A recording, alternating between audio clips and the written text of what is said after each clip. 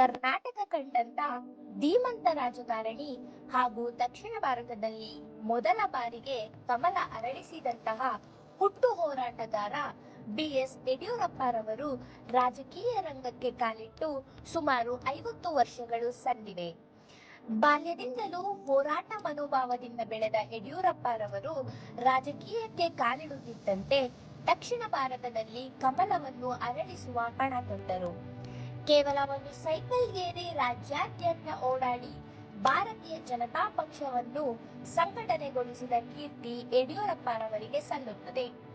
ಯಡಿಯೂರಪ್ಪರವರು ರಾಜ್ಯದಲ್ಲಿ ಕಮಲವನ್ನು ಅಧಿಕಾರಕ್ಕಷ್ಟೇ ತರುವುದಲ್ಲದೆ ರಾಜ್ಯದ ಮುಖ್ಯಮಂತ್ರಿಯಾಗಿ ಜನಪರವಾದ ಕೆಲಸಗಳನ್ನು ನೀಡುವುದರಲ್ಲಿ ಯಶಸ್ವಿಯಾದರು. ಬಡವರು, ರೈತರು ಹಾಗೂ ಮಹಿಳೆಯರನ್ನು ವಿಶೇಷವಾಗಿ ಗಮನದಲ್ಲಿಟ್ಟುಕೊಂಡು ಅವರಿಗೆ ಅನುಕೂಲವಾಗುವಂತಹ ಕಾರ್ಯಕ್ರಮ ನೀಡುವ ಮೂಲಕ ಜನಪರ ನಾಯಕ ಎಂದೇ ಖ್ಯಾತಿ ಹೊಂದಿದರು. ಇನ್ನು ತಮ್ಮ CM ಸ್ಥಾನ ತ್ಯಾಗ ಮಾಡುವ ಸಂದರ್ಭ ಬಂದಾಗ ನೇರ ಮಾತು ಹಾಗೂ ದಿಟ್ಟ ನಿರ್ಧಾರದೊಂದಿಗೆ ರಾಜಾ ಹುಲಿ ಎಂದೇ ಹೆಸರಾದರು. ತಾವ್ಯಾರು ಅನ್ಯತಾ ಭಾವಿಸಬಾರದು. ನಾನು ನಿಮ್ಮೆಲ್ಲರ ಅಪ್ಪಣೆಯನ್ನು ಪಡೆದು ತೀರ್ಮಾನ ಮಾಡಿದ್ದೇನೆ.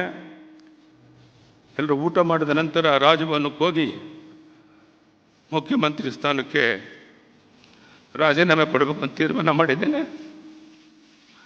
ದುಃಖದಿಂದಲ್ಲ, ಸಂತೋಷದಿಂದ, ಖುಷಿಯಿಂದ 75 ವರ್ಷ ದಾಟದಂಥ ಯಡಿಯೂರಪ್ಪನಿಗೆ ಮತ್ತೆ 2 ವರ್ಷ ಮುಖ್ಯಮಂತ್ರಿಯಾಗಿ ಮುಂದುವರಿಕೆ ಮಾಡಿಕೊಟ್ಟಂಥ ಪ್ರಧಾನಿ ನರೇಂದ್ರ ಮೋದಿ ಅವರಿಗೆ, ಅಮಿತ್ ಶಾ ಅವರಿಗೆ, ನಡ್ಡಾ ಅವರಿಗೆ ಶಬ್ದಗಳಲ್ಲಿ ಅಭಿನಂದನೆ ಸಲ್ಲಿಸೋಕ್ಕಾಗೋದಿಲ್ಲ. ಇಳಿ ವಯಸ್ಸಿನಲ್ಲೂ ಕೂಡ ಚಿರಯುವಕನಂತೆ ರಾಜ್ಯದಲ್ಲಿ ಪುನಃ ಪಕ್ಷ ಕಟ್ಟುವ ಹಂಬಲ ಹೊಂದಿರುವ BSY ಅವರಿಗೆ ಅವರೇ ಸಾಟಿ.